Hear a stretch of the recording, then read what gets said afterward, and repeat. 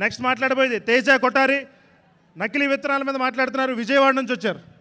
అందరికీ నమస్కారం అండి. నా పేరు తేజ, మాది విజయవాడ. తీసుకున్న టాపిక్ కల్తీ విత్తనాలు.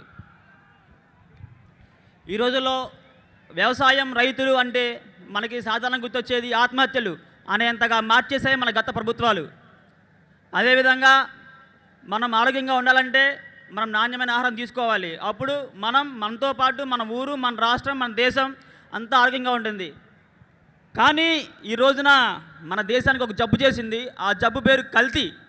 గత 35 సంవత్సరాలుగా టన్నుల కొద్దీ కల్తీ విత్తనాలు అధికారులు సీజ్ చేస్తూ ఉన్నారు. అవంతా ఏమైపోతున్నాయి?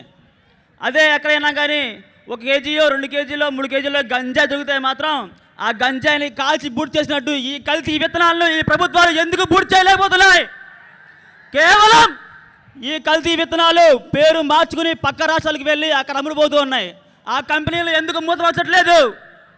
కేవలం కల్తీ అనే ఒక భూతాన్ని అంతం చేయలేక రైతుల యొక్క ప్రాణాలతో చెలగాటమాడుతున్నాయి ఈ ప్రభుత్వాలు. అదేవిధంగా ఒక పంట బాగా పండాలి అంటే ఒక రైతు మంచి విత్తనాలు వేసుకుని ఆ విత్తనాలు సరిగ్గా పంట రాక దానికోసం కూడా ఎరువులు వాడటానికి ఎక్కువ అప్పులు చేసి ఎరువులు కొందామంటే అవి కూడా కల్తీ అయిపోతున్నాయి. ఆ కల్తీ ఎరువులు వాడి నేల కూడా సారవంతం పోయి బంజరు భూములు కాస్త బీడు భూములు అయిపోతున్నాయి.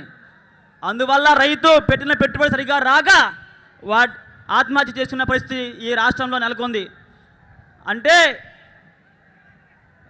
ఆంధ్రప్రదేశ్ మొత్తం చూసుకుంటే పవన్ కళ్యాణ్ గారు కేవలం కౌలు రైతు ఆత్మహత్యల మీద కొన్ని లక్షల రూపాయలు వెచ్చించి వారి కోసం జనసేన పార్టీ ఎప్పుడు అండగా ఉంటుందని మీ అందరికీ తెలియపరుచుకుంటున్నాను. జై హింద్, జై జనసేన.